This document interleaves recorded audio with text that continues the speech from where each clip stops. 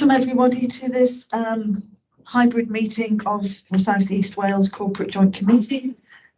Jane, are we quorate? We are, Chair, yes. Apologies for absence. Before I ask for those, I note that Councillor John Morgan is substituting for Councillor Stephen Thomas, and Councillor Jamie Pritchard is substituting for Councillor Sean Morgan. Do we have any other apologies? No, that's everything. Thank you, Chair. Do we have any declarations of interest?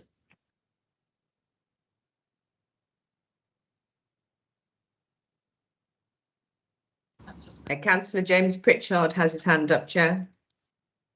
Yes, hang on, my camera's not working properly. Yeah, just to declare an interest as per my email, Chair, to agenda item number 6, just to check whether that is indeed an interest or not, as I'm on the board of.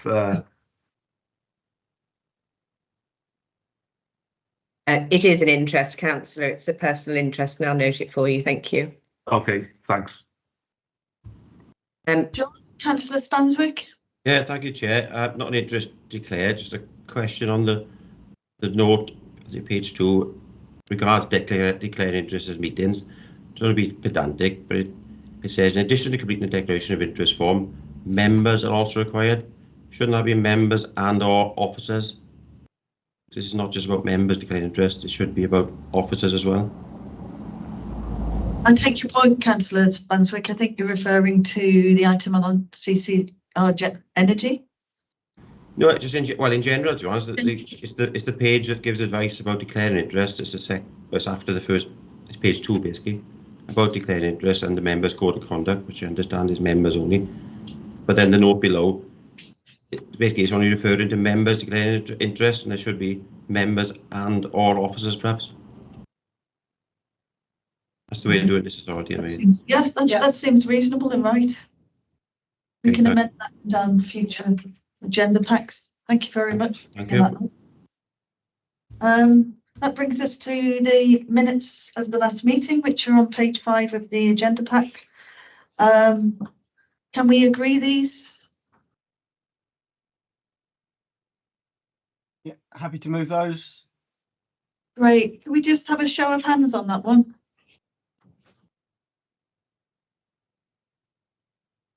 Right, that's agreed. As Liam pointed out to me earlier, this is the Liam show from now on. So we move on to agenda item 4, the month 6 revenue budget monitoring update. Over to you, Liam. Yeah, thanks very much, Chair. So this report asked members to note the revenue budget outturn as at the end of month 6. So the month 4 position was taken to the Governance and Audit Subcommittee and considered at their meeting at the end of September. So table 1 of the report outlines the performance of the statutory duties element of the budget, and this is projected to underspend by £35,000, and this is largely due to an underspend on the regional transport plan non-staffing costs, and is in line with some budget refunds. Table 2 sets out the position for the Cardiff Capital Region City Deal budget, and that's projected to overspend by 185k. And the largest variance within this budget relates to staffing overspend for the following reasons. So following transition to the CJC, it became apparent that additional staffing was required in order to meet the requirements that come with being a public body.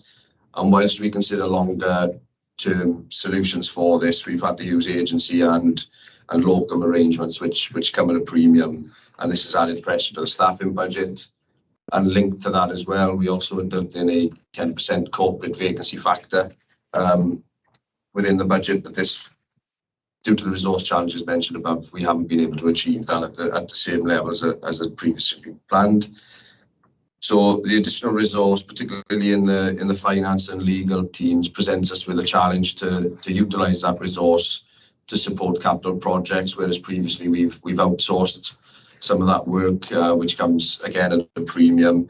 So we are hoping that will naturally bring back some of that overspend throughout the rest of the course of the year.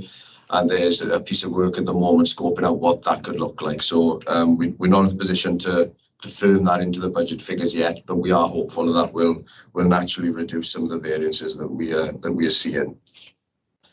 Full detail of the other key variances are included in paragraphs 16 to 24, and the finance team are continuing to work with budget holders to naturally reduce and eliminate some of those other overspends where possible as well.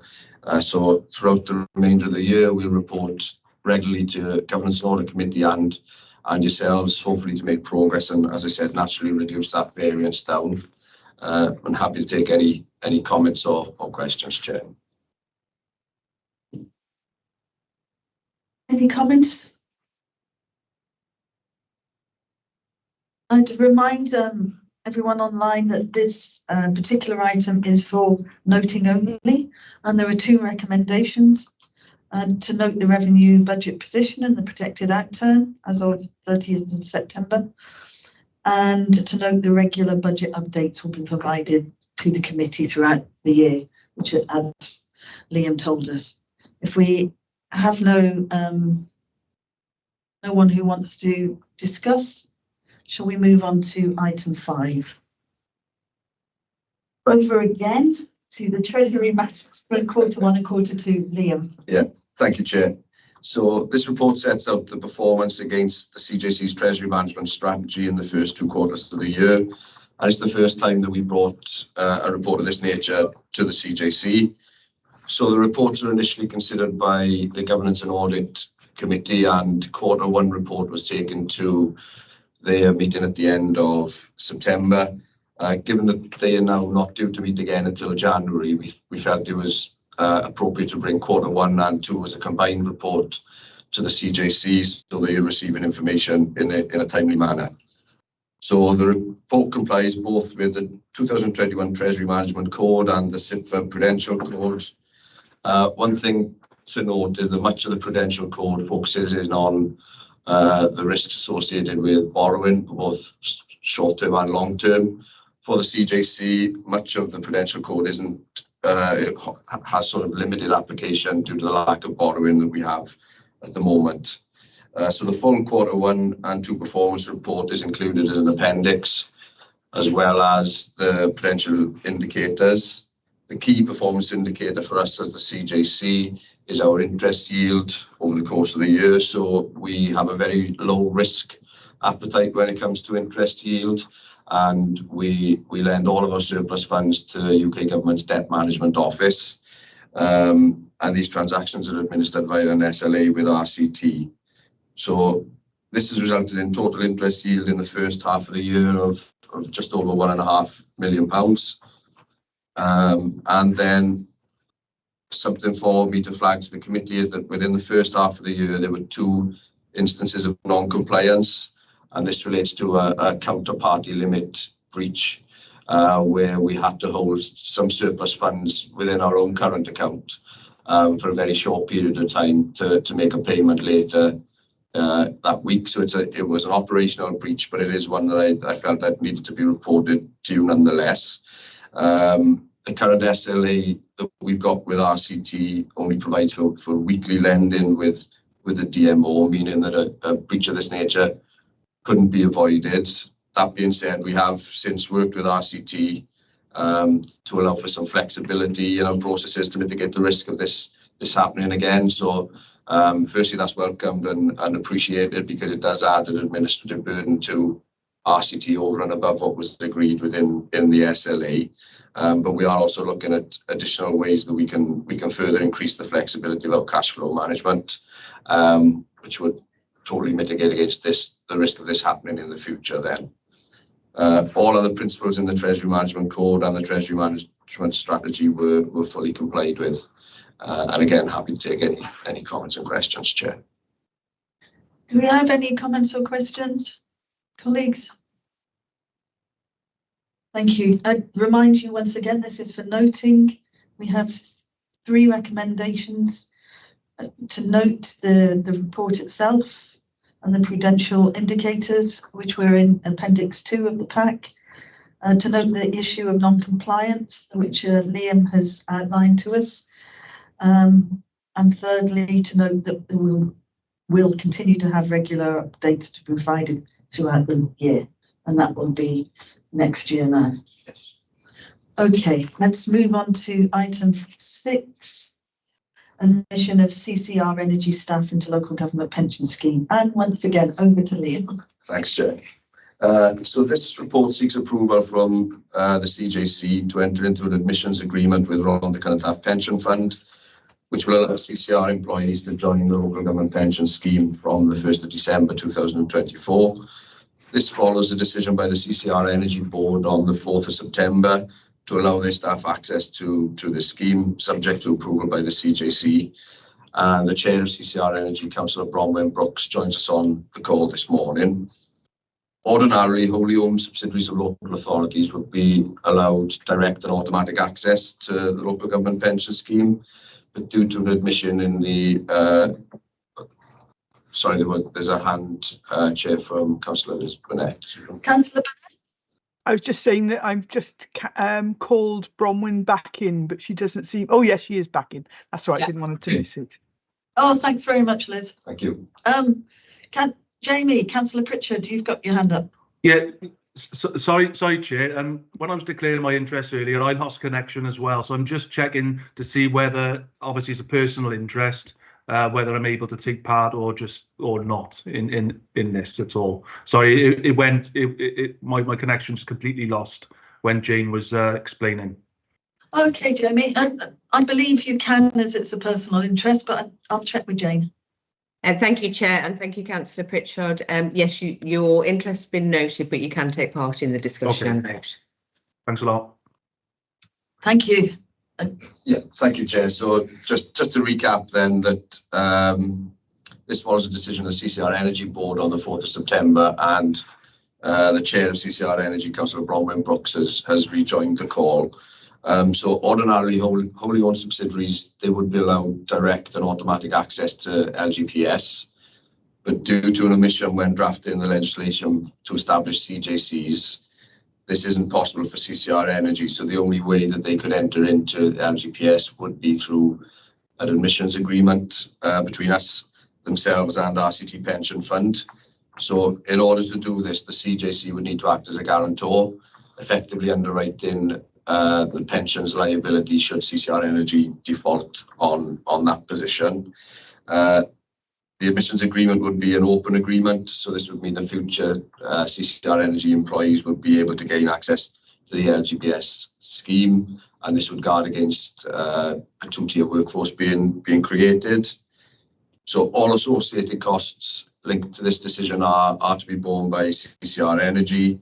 And whilst the risk of us being a guarantor is unquantifiable, it's the equivalent of those staff being directly employed by the CJC. So an independent analysis of other CCR Energy staff terms and conditions commissioned by the CCR Energy Board indicates they are broadly less favourable than those that are offered at the CJC, as well as less favourable than those offered at the 10 local authorities as well.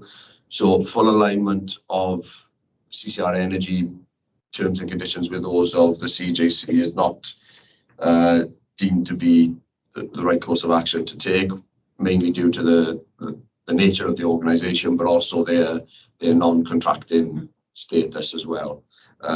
So that's why we're not looking, or that's why CCR Energy Board are not looking for full alignment, although they will consider potential changes to staff terms and conditions in the future.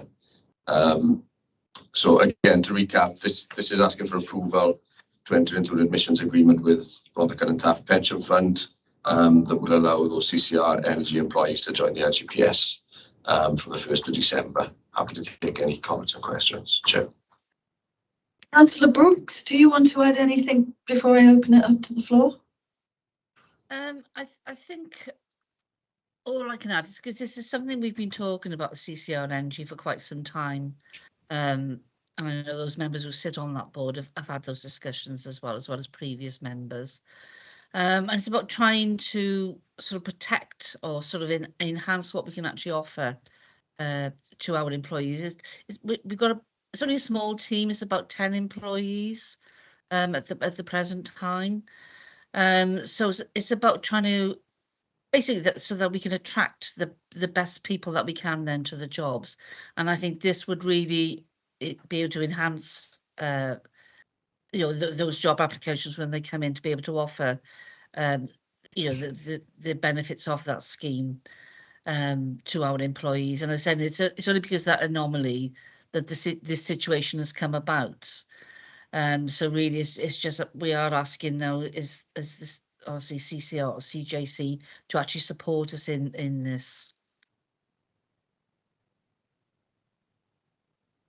Thanks very much, Councillor Brooks. That makes sense. Councillor Hunt. I welcome this as our aspiration to be a good employer. The LGPS is a good scheme and therefore will help attract and retain staff, and is a good way of recompensing them that's no more or less favourable than we employ our own staff, and so very much approve of that. I couldn't agree more. Do we have any other comments or observations? If not, I'll take us to the recommendation, which we will be voting on, to approve the CJC to enter into an admissions agreement with Rhondda Cyran-Toft Pension Fund that will allow CCR Energy employees to join the LGPS scheme from the 1st of December 2024. Do I have a mover? Thanks, Councillor Hunt. And do I have a seconder? Second. Thanks, Councillor Spanberg. So I think I'll have to ask, won't I? Right. Bear with me. My ability to get names right, and you all know. So I can start with Councillor Spanswick. Yeah, agree. Approve. Councillor Burnett, Fairlive Glamorgan. Happy to agree, Chair. Councillor Jamie Pritchard. Yeah, 4. Agreed. Councillor Hunt, Torvine. Agreed. Councillor John Morgan is next. Councillor John Morgan. Councillor Andrew Morgan. Yes, agreed. Myself, agreed. Councillor Carter. Yeah, I'm happy to agree. Does Julian have a vote on this one? If you go to the next page, we'll just check the CJC members. And that's great. So Councillor Thomas is on the call, I can see. Oh, he is on the call. Hugh, Councillor Thomas, good. I've forgotten there. Yes, happy to approve, Chair. I'd never forget you, Hugh. It's just I can't see them all. Councillor Petroni as well. Councillor Dimitri, Councillor Petroni. 4, Chair. Great. It's Julian. House. Yeah, my speaker was turned off, but I approve. Okay, thank you very much. At this point, I would like to move to a closed meeting, if that's agreed. The next item on the agenda is admissible to be discussed in private.